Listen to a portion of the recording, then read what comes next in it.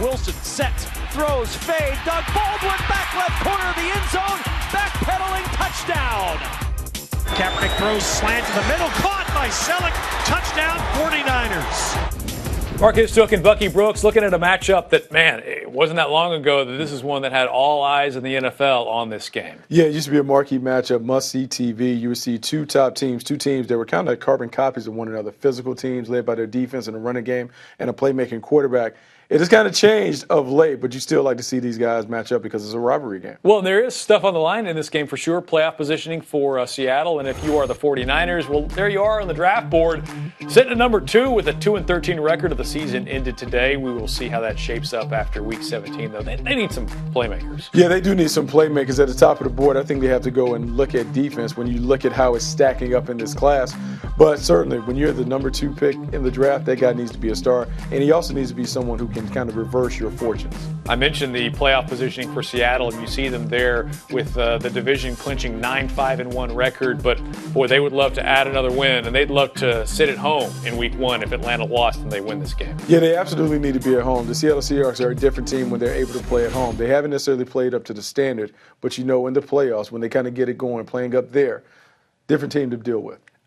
It's been so weird watching Seattle this season because they are notoriously slow starters, but they end up being who we think they are by the end of the season. But this year, whether it's the run game, whether it's the Legion of Boom, it just haven't seen them been on the same page consistently from week to week. Yeah, they're a shell of what they've been at their prime. When they were at their prime and at their best, Marshawn Lynch was leading the running game. This defense was lights out. You couldn't score on them.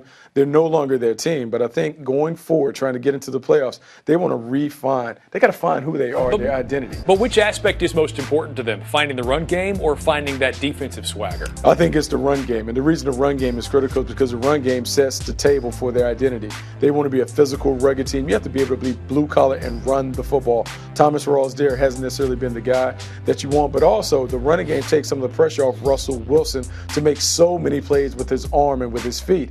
If they can run the ball and have a level of balance and get into these manageable situations, now Russell can attack you as a dual threat. But right now, they're playing in these long yardage situations. He's not really able to do what he likes to do. Mm-hmm. He's not comfortable. I need to see more from the running game in Week 17. All right, what's your key matchup that we should be on the lookout for this game? It's Colin Kaepernick versus the Legion of Boom. We talked about this rivalry for years.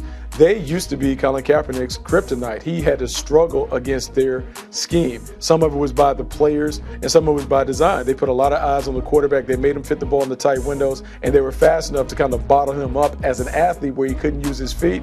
But Colin Kaepernick has been okay this year. When you look at the numbers, his passer rating, 88.2, 15-4 touchdown to interception ratio, and he started to make plays with his feet.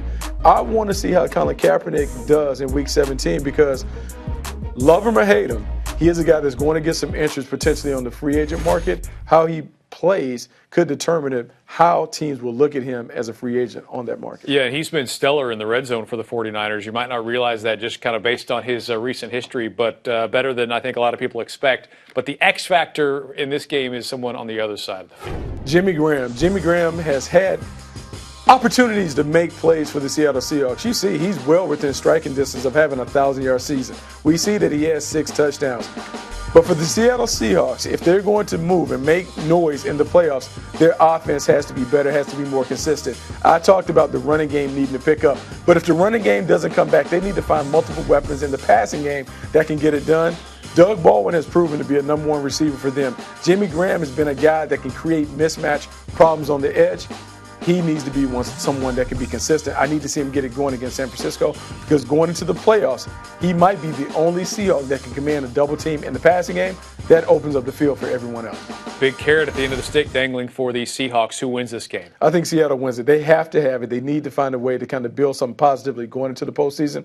Also, they still have an outside shot at being the number 2 seed. They have more to play for than San Francisco 49ers. Yeah, I'm with you on that one, although given the way Seattle's played this year, who knows which team will show up. Absolutely. But they certainly could use a win in Week 17. We'll find out if they get it. Seahawks and the Niners. We'll be watching on Sunday on NFL Now Game Day Blitz. Join us.